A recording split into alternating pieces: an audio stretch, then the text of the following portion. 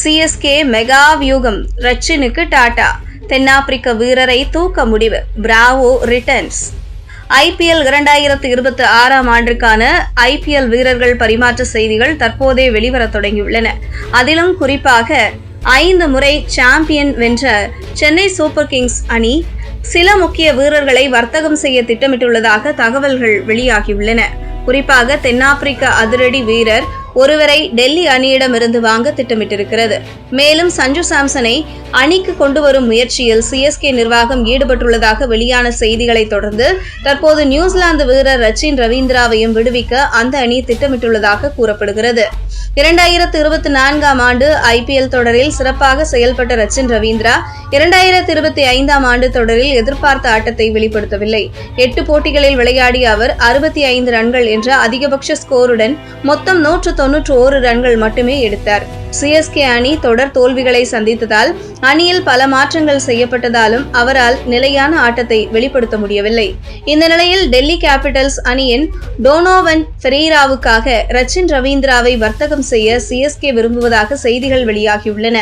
அவர் அமெரிக்காவில் நடந்து வரும் மேஜர் லீக் கிரிக்கெட் T20 தொடரில் சிஎஸ்கேவின் மற்றொரு அணியான டெக்சாஸ் சூப்பர் கிங்ஸில் இடம்பெற்றிருக்கிறார்.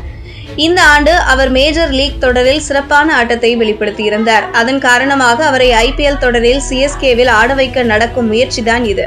டெல்லி அணி ஃபாஃப் டு பிளெசஸ் மற்றும் ஜேக் ஃப்ரேசர் மெர்குர்க் ஆகியோரை விடுவிக்க வாய்ப்புள்ளதால் புதிய தொடக்க ஆட்டக்காரரை தேடி வருகிறது. மறுபுறம் டோனோவன் ஃபெரீரா டெல்லி அணியால் பெரும்பாலும் ஒரு பினிஷராகவே பயன்படுத்தப்பட்டார். அதிலும் அவர் 2025 IPL தொடரில் அதிக போட்டிகளில் விளையாடவில்லை.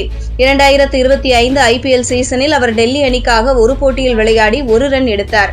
டு பிளெசஸ் டெல்லி அணியால் விடுவிக்கப்படும் பட்சத்தில் சிஎஸ்கே அவரை மீண்டும் அணிக்கு கொண்டுவர முயற்சிக்காதது ஏன் என்ற கேள்வியும் எழுகிறது.